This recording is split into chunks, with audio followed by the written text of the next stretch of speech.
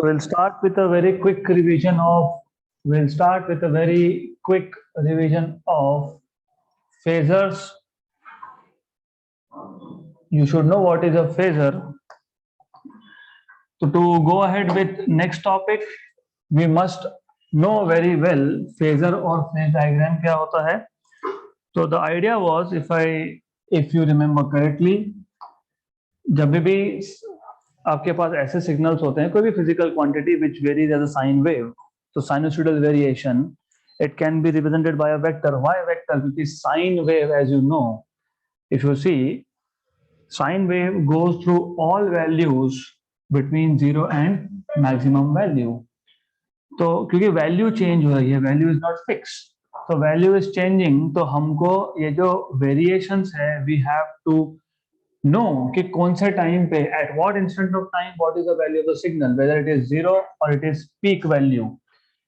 इसके लिए what we do is we use vectors, जिसको हम बोलते हैं phasors. Phasors basically phase vector. तो अगर आपको याद होगा, मैंने बताया था, जब भी फिजिकल क्वांटिटी का वेरिएशन साइनोसॉइडल हो, साइन वेव हो, then you draw a vector and this vector is rotating vector, it rotates. So this vector is a rotating vector, and if you remember correctly, इसका जो length होता है, मतलब magnitude जो होता है, the magnitude of the vector gives you peak value. The magnitude of the vector gives you peak value, and obviously, अब अगर आप EMF का वेक्टर ड्रॉ करते हो, तो वैसे ही आप करंट का वेक्टर भी ड्रॉ कर सकते हो. तो let us say this is a phasor representing current.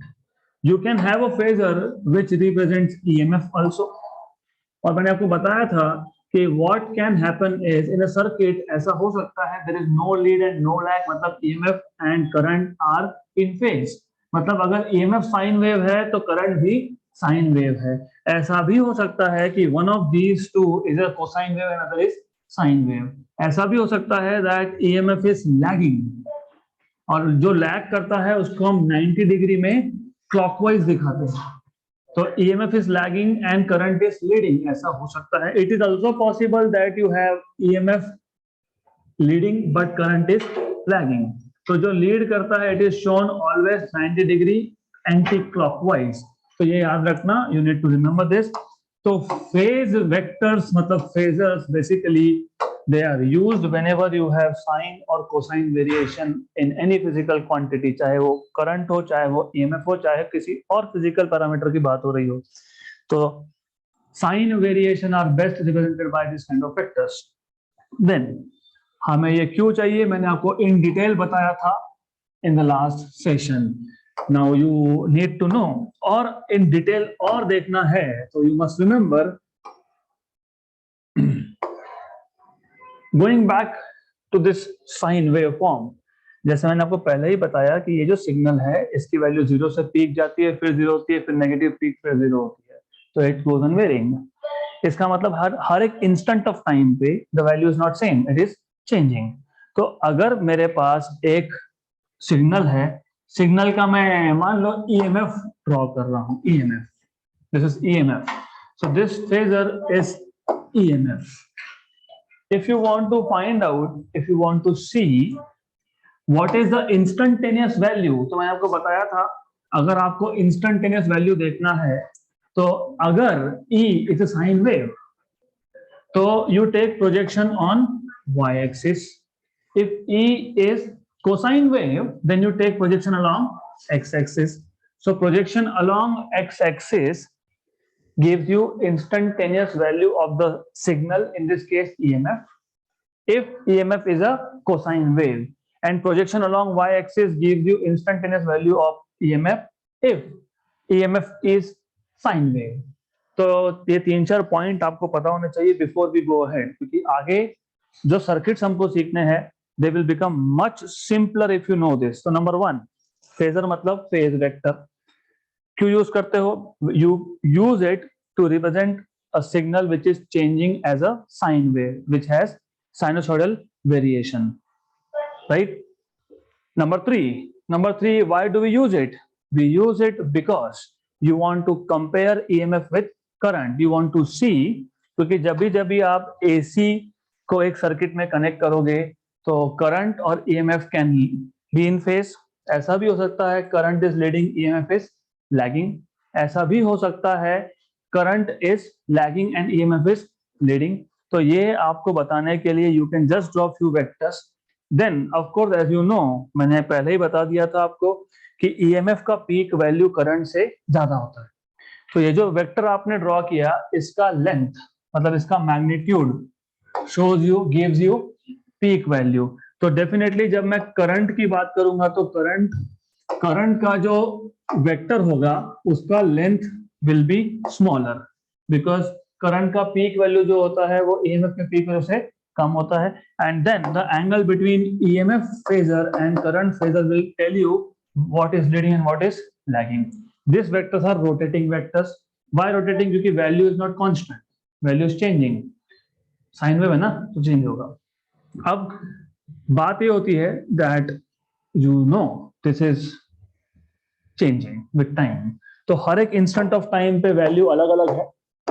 तो each instant of time, at each instant of time value of EMF और current is different.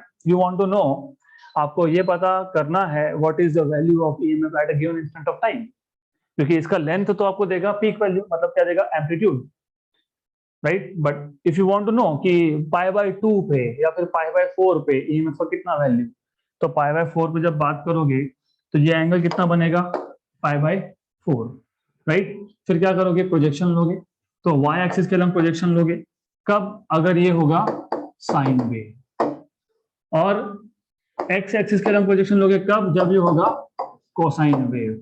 So projections along x and y axis will give you instantaneous value of both EMF as well as current depending on which phase vector, which phasor you have। तो इतना हमने last session में किया था। Now we want to go ahead. अब in real sense ये chapter चालू हो रहा है। तो this chapter if you remember was name as AC circuits। तो what do you mean by AC circuit? तो द आइडिया हियर इज, आपको अभी पता है what is AC। AC is alternating supply basically. तो जब आप एक सर्किट में अल्टरनेटिंग सप्लाई कनेक्ट करते हो, मतलब अल्टरनेटिंग EMF कनेक्ट करते हो, तो that circuit is called as AC circuit। So when an AC supply is connected to a circuit, then the circuit is known as, then the circuit is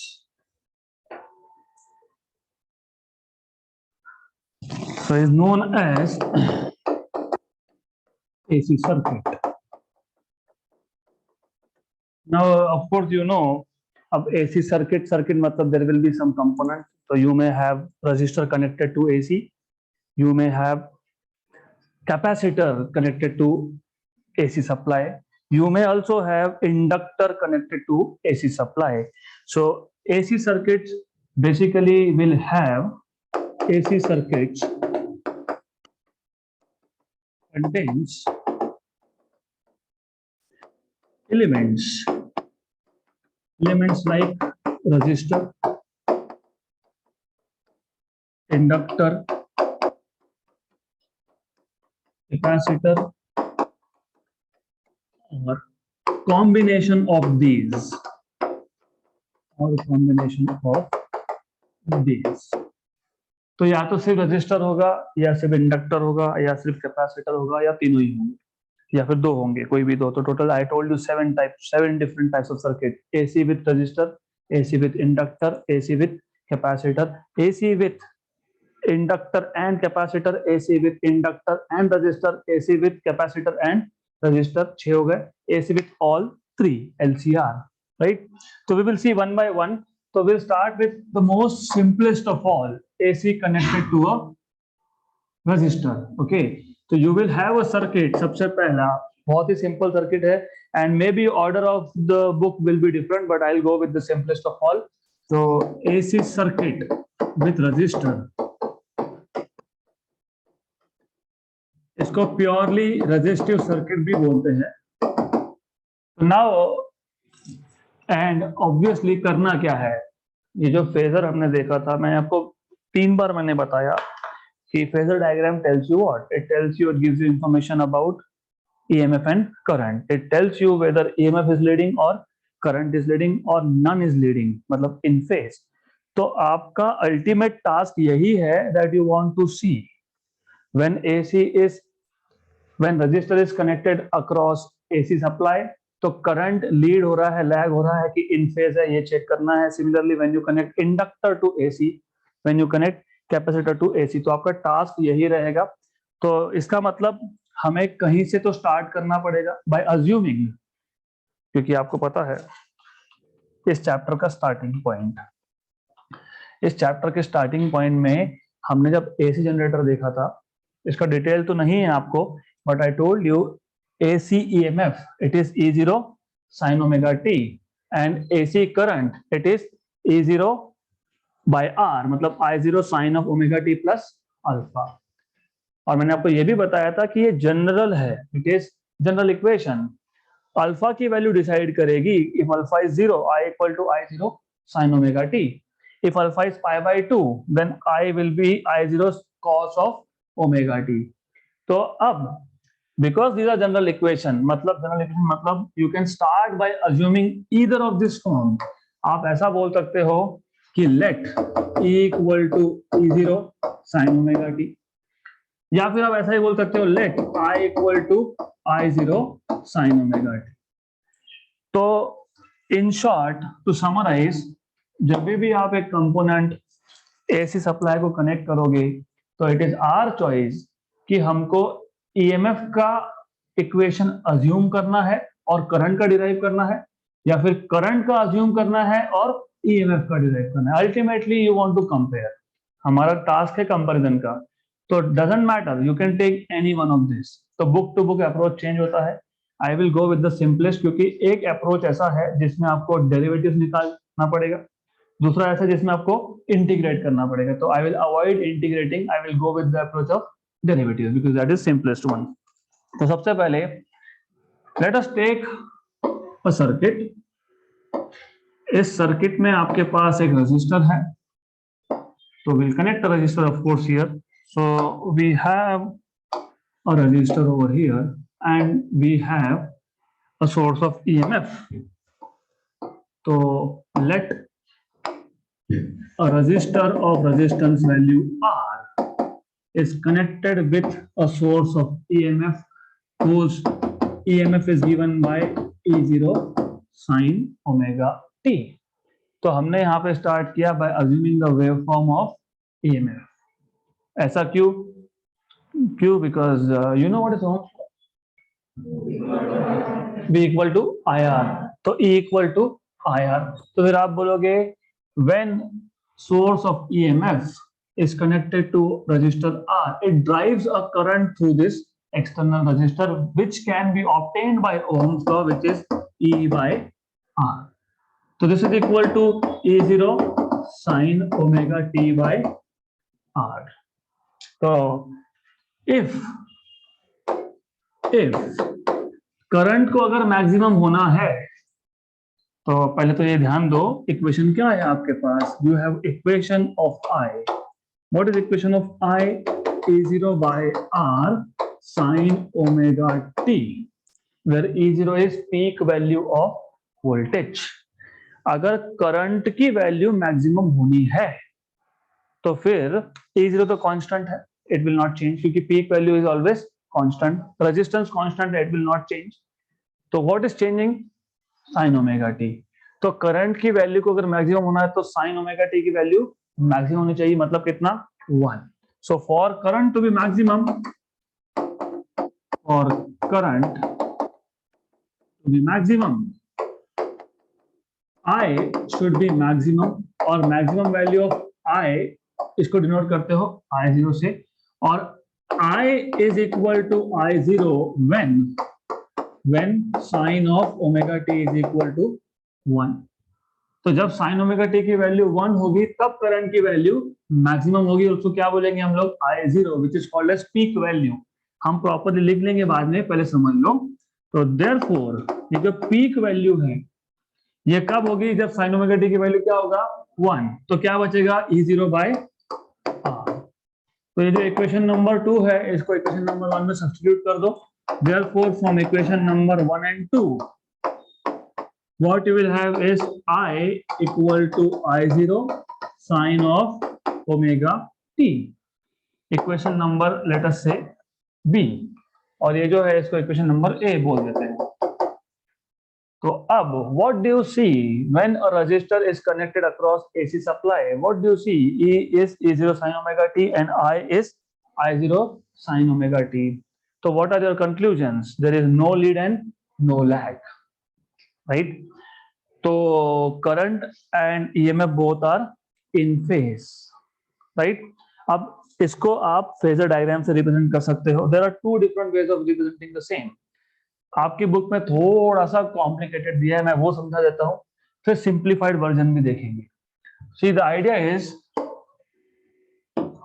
according to the notations of your book, what they are doing is omega t zero नहीं है, zero नहीं है मतलब ये जो EMF का vector होगा ये एक्स एक्सिस का जीरो एंगल नहीं बना रहा है, it is making some angle. तो what is this angle? Omega T. था क्या ईएमएफ में? यहां पे जीरो था क्या? नहीं, क्या था? Omega t. मतलब एक्स एक्सिस के साथ कुछ एंगल बना है which is omega T, and as you know this will give you peak value of EMF. अब करंट में भी क्या आ गया? Omega T.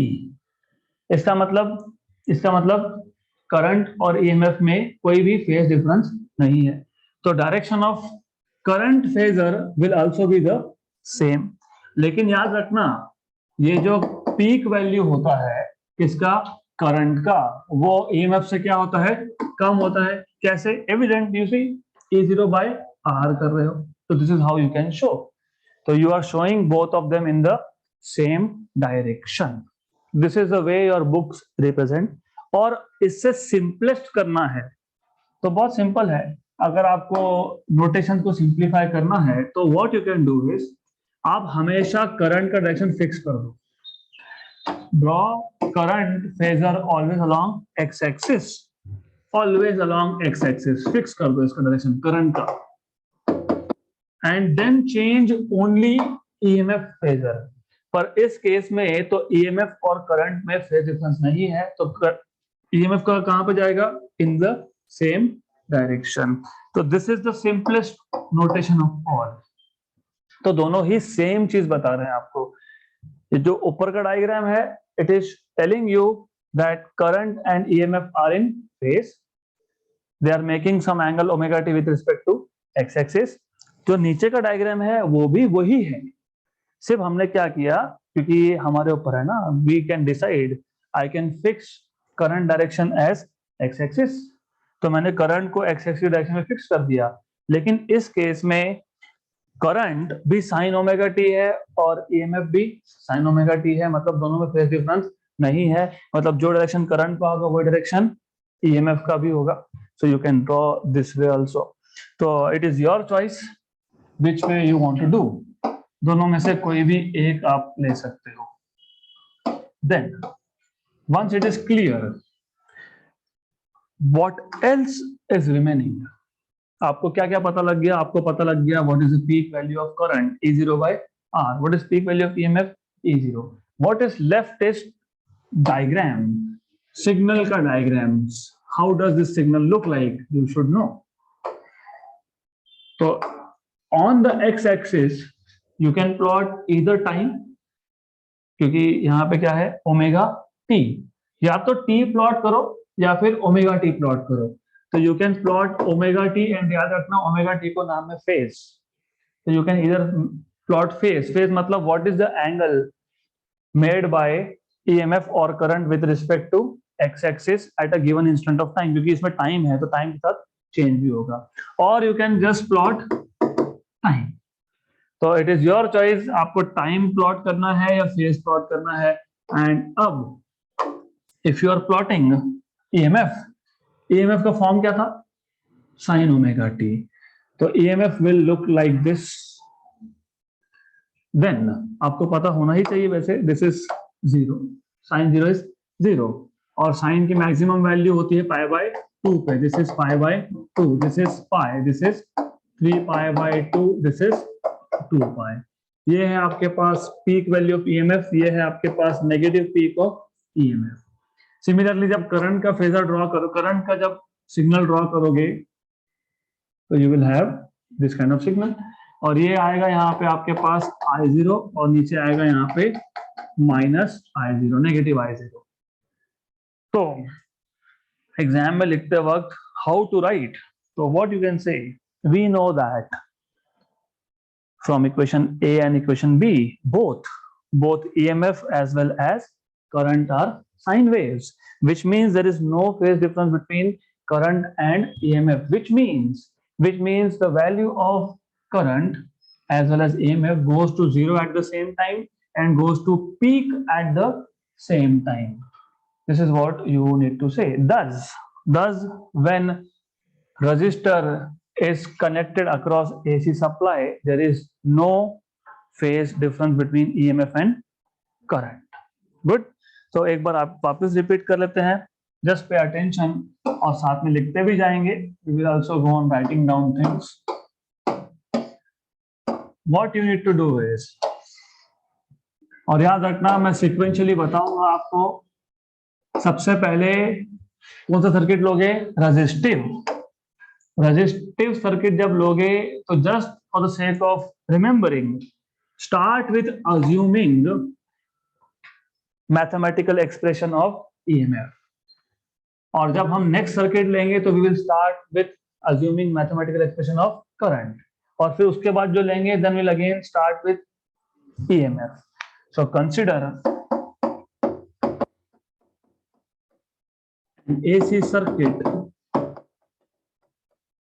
AC circuit with resistor R as shown in figure.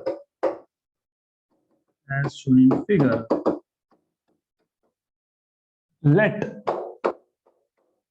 EMF of the AC source be E equal to E0 sin omega t. According to Ohm's law, the current I in the circuit,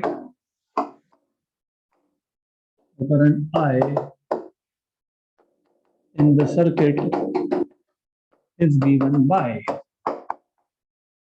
I equal to E by R, which is E0 sin omega t by R, right? Thus, the value of current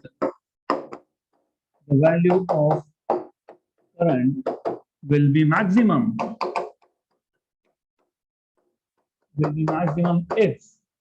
if sin of omega t equal to 1. This value of current is known as peak value and is denoted by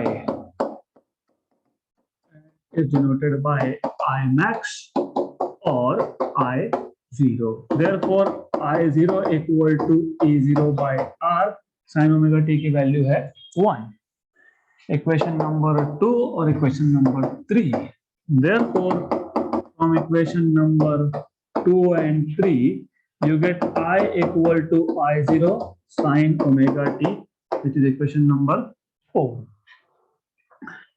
So what is your conclusion from this? So from equation number 1 and 4 we see that both EMF and current are sine waves. Thus there is no phase difference between current and EMF. Thus from equation number 1 and 4 we see that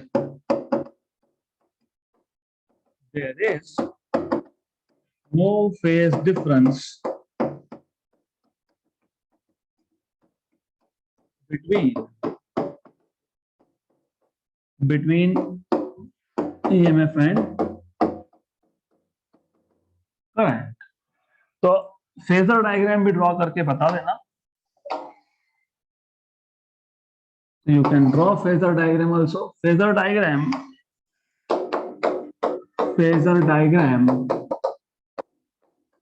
of AC circuit with resistor, AC circuit with resistor is as shown. तो बहुत simple है। There are two ways as I told you. एक तो ये x और y axis दिखाओ, इसमें पहले EMF का फेजर दिखाओ। This is phasor of EMF, this is peak value of course, और ये जो एंगल है this is omega t, and then you show phasor of current. तो ये आ गया करंट का फेजर, ये पीक वैल्यू हो गई, ये EMF का फेजर और ये EMF की peak value. So both are in phase, no problem with that, simple.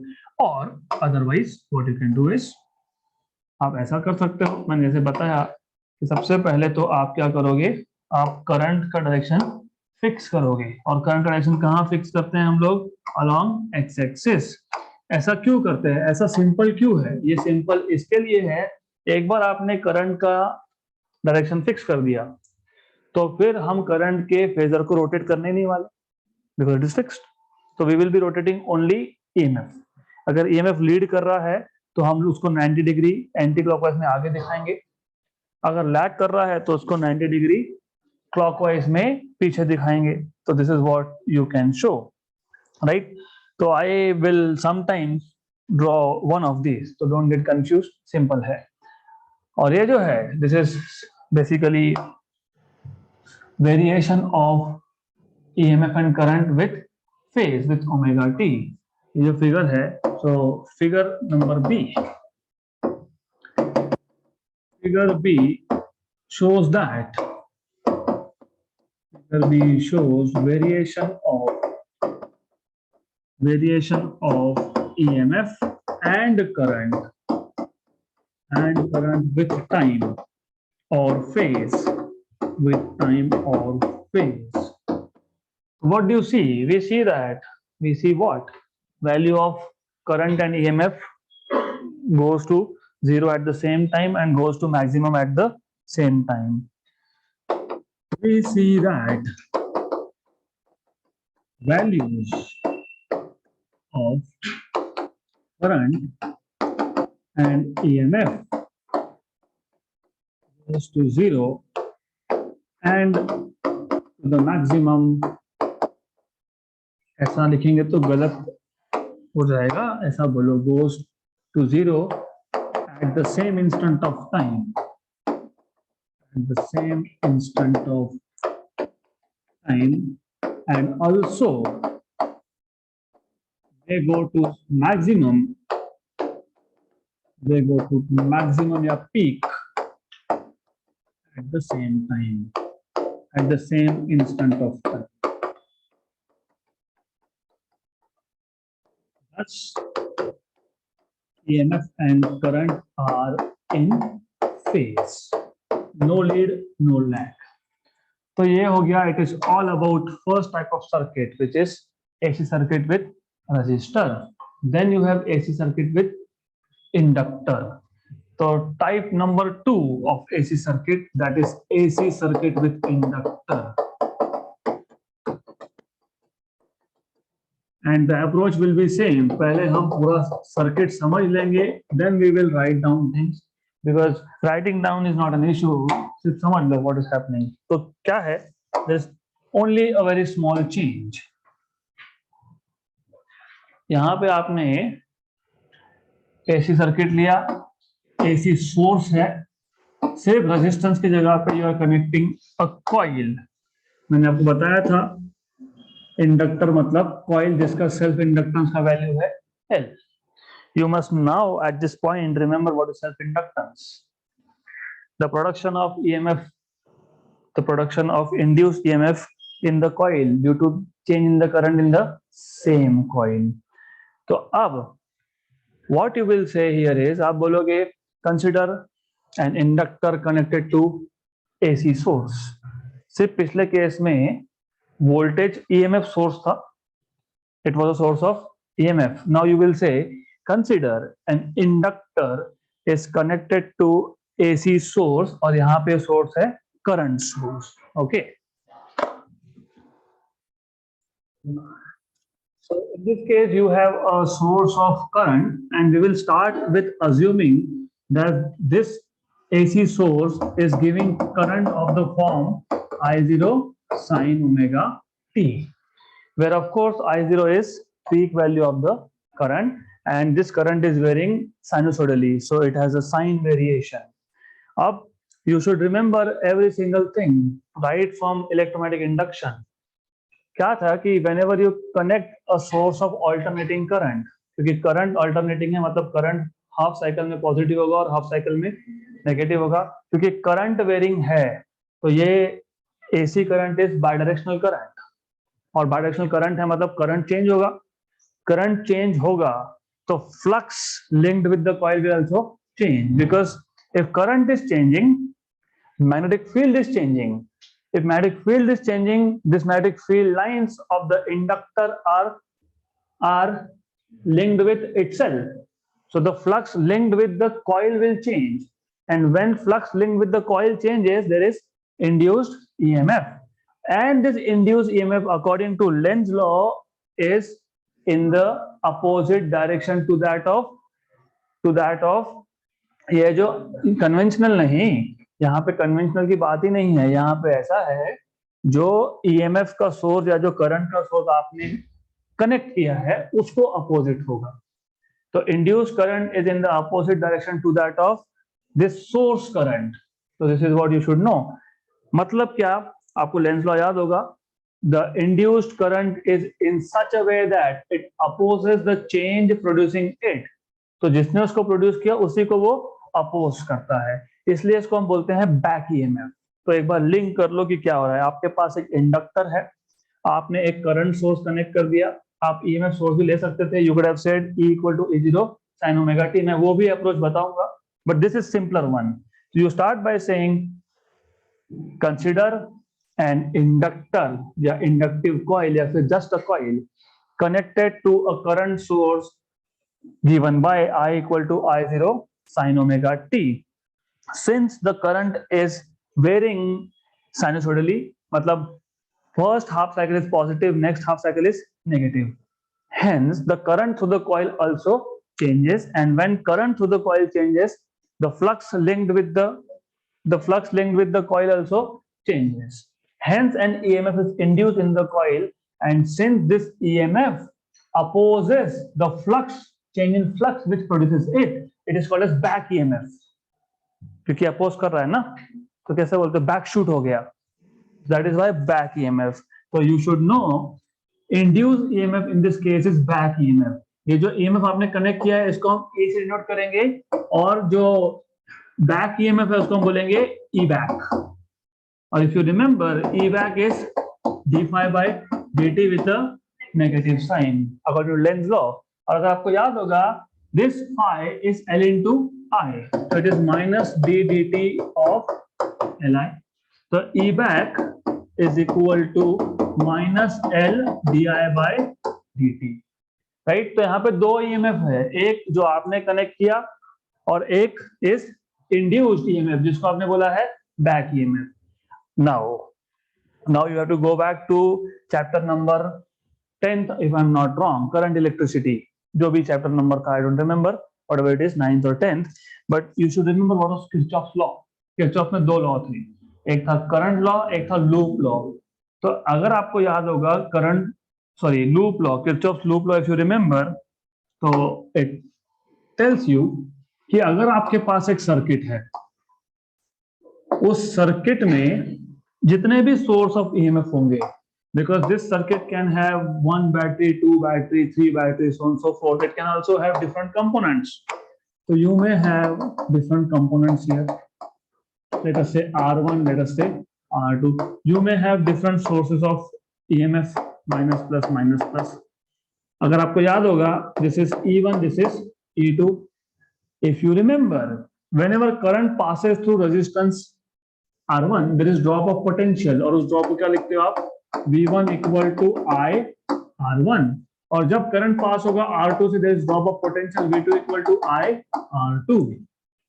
Then the idea here is, एकदम simple language में अगर आपको समझना होगा, आप एक सेल लाए, जैसे this remote control has 2 cells, similar situation, 2 cells, right?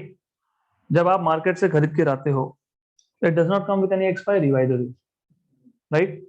Correct? क्योंकि इसमें जो एनर्जी स्टोर्ड है या चार्ज स्टोर्ड है, it remains there unless you connect it into external circuit.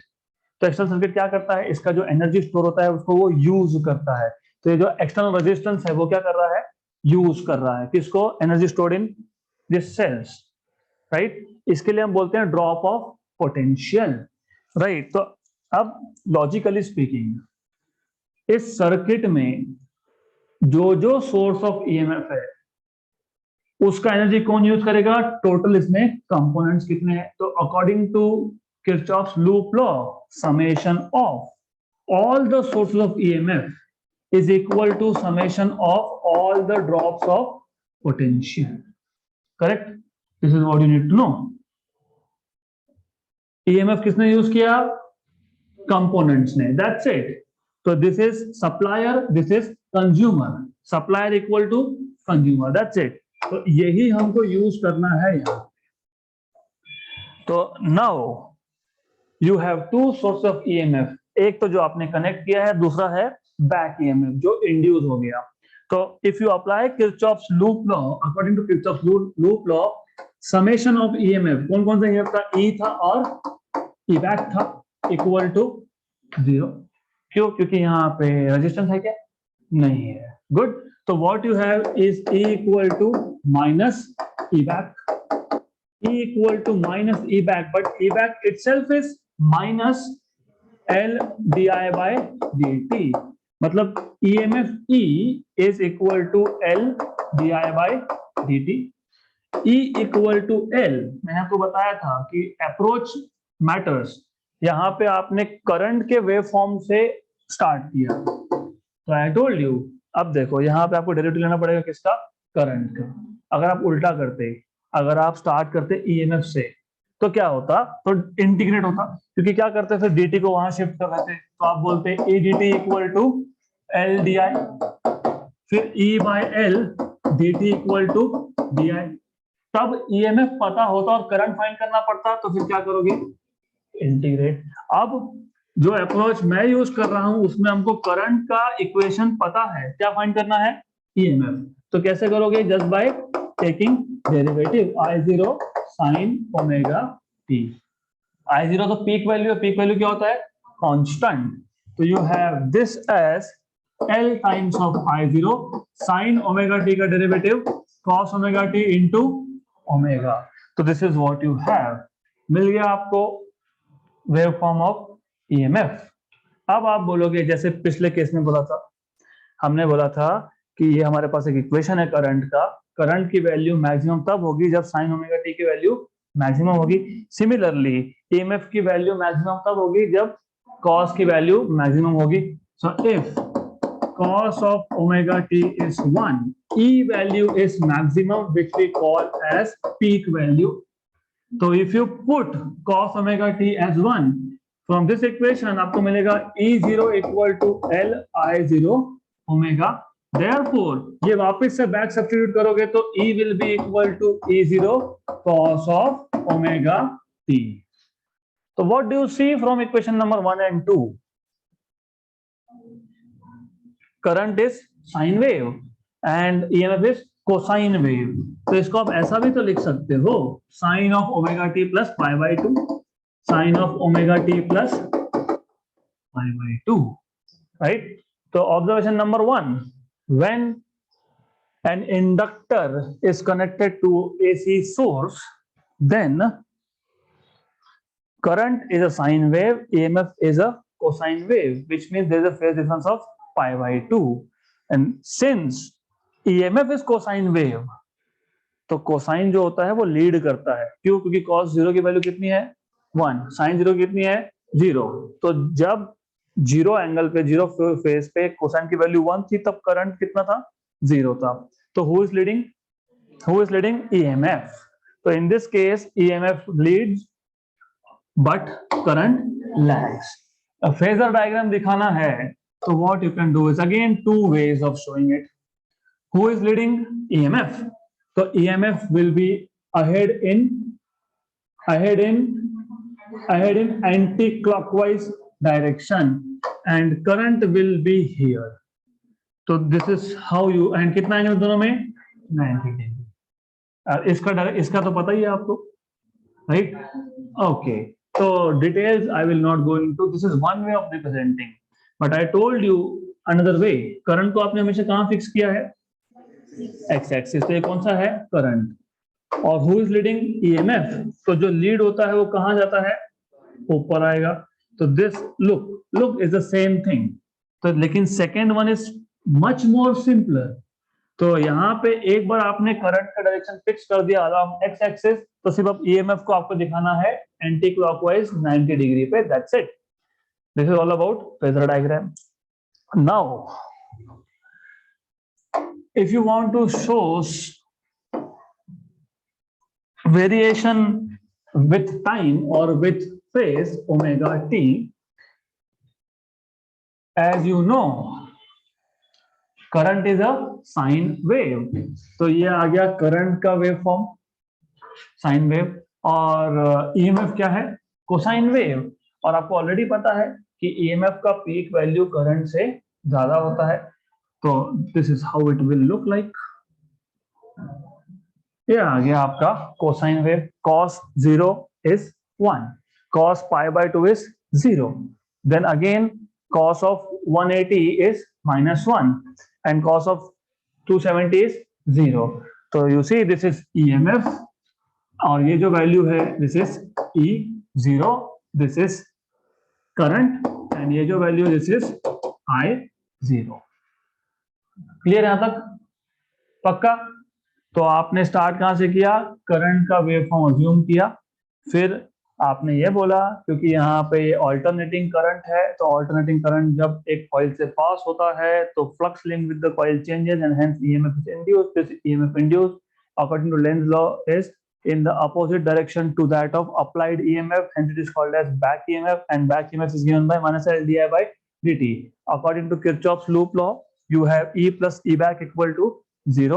तो E equal to minus E back मतलब E is L di by dt, but I is I0 sin omega t. I0 constant बाहर निकाल लिया. Derivative of sin omega t is omega cos omega t, and if cos omega t is 1 then you have maximum value peak value of EMF. So E is E0 cos omega t, but cos omega t is sin of omega t plus pi by 2.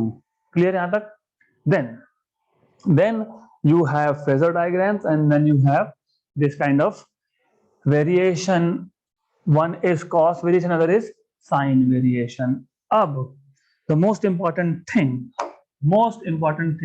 starts from this equation. ये जो peak value का equation आपने derive किया E0 equal to L I0 omega. You can do what? आप I0 को divide कर दो, it will become omega into L. But wait a minute, according to Ohm's law, what you have is, अगर आपको याद होगा E by R is resistance, right? इसका मतलब according to Ohm's law V by I, sorry not E by R but E by I, V by I is resistance R. Therefore ये जो quantity है E0 by I0 which is omega L, it is something like resistance, correct? Dimensionally तो resistance ही हो गया ना. तो this is dimensionally resistance, but हमने कहाँ register कनेक्ट किया क्या? नहीं. तो resistance कौन ऑफर कर रहा है? इंडक्टर. कौन से करंट को? एसी करंट को। तो ये जो क्वांटिटी आई इसको आप बोलते हो रिएक्टेंस। तो resistance offered to AC current is called as reactance. लेकिन किसने किया? ये इंडक्टर ने, तो इसको बोलते हैं इंडक्टिव रिएक्टेंस। तो omega L is denoted by x suffix L which is omega L which is nothing but inductive reactance. So the opposition, the resistance offered to AC current by inductor is called as inductive reactance. It is given by omega L, but omega is 2 pi times of frequency. तो 2 pi times of frequency, किसका frequency? ये polarity change हो रहा है, बताया था मैंने, plus minus plus minus plus minus, एक सेकेंड में कितनी बार plus minus, that is F. Okay, so you have this as inductive reactance. Clear यहां तक? गुड। तो next type of circuit we will continue in the next session.